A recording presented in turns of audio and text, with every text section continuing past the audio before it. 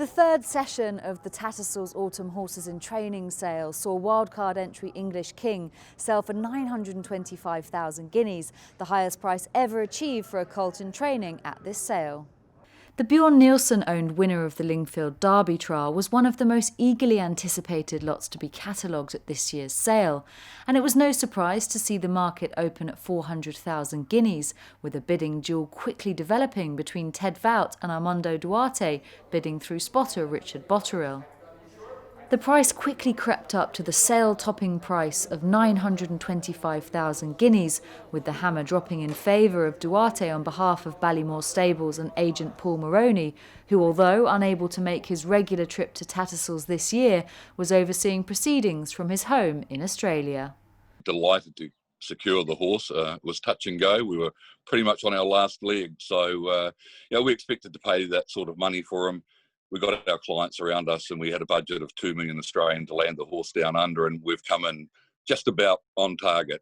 We might have had another slight bit up our sleeve, but probably not. So to land on the 925 grand was exactly where we wanted to be, knowing that we've secured the horse. We've bought a wonderful addition to Mike's stable, and it's really exciting.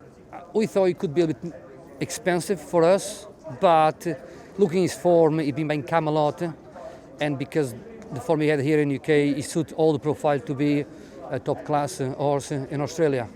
And obviously Ballymore, group of people, they want the horse, and I'm sure they will be successful for them. And very lucky to them to have Ballymore to trust me and my judgment to find these kind of horses for them and do all the work, and very sympathetic for them to do the work and all will be successful for the new owners. The colt was trained and prepared for sale by Ed Walker, for whom the sale was a bittersweet result.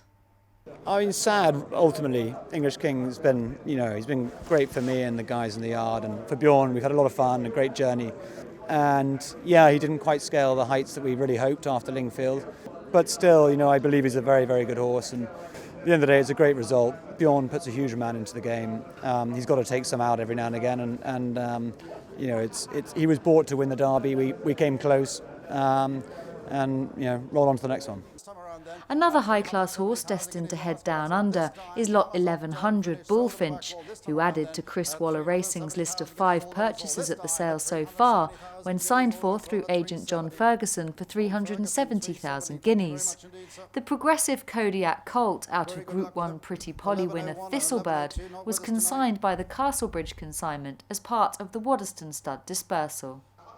The Juddmonte draft is always one of the highlights of the Autumn Horses in Training sale, and this year proved no exception, with 20 horses selling for a total of 1.309 million guineas. The highlight of the draft was lot 1126, the listed placed EMISSARY, a half-brother to Derby winner Workforce, who, like the sale topper, is set to head to Australia, having sold to Armando Duarte alongside Ballymore Stables and Paul Moroney Bloodstock for 350,000 guineas.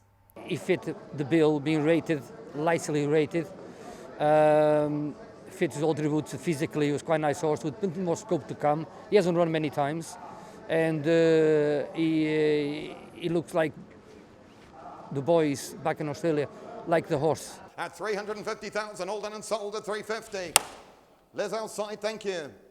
Despite missing out on the purchase of English King, Ted Wout secured 2 further sought-after purchases on the third day for Saudi Arabia-based client Najd Stud.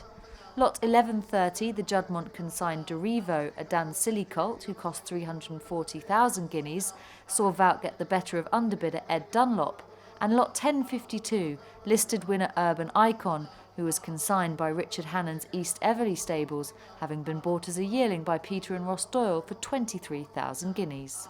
Well, he's one of the highest rated horses here. Regal Reality we had our eye on, but he was withdrawn, and for the mile, sort of, and just over a mile, he suited the bill for Saudi Arabia, and we were quite keen to get him.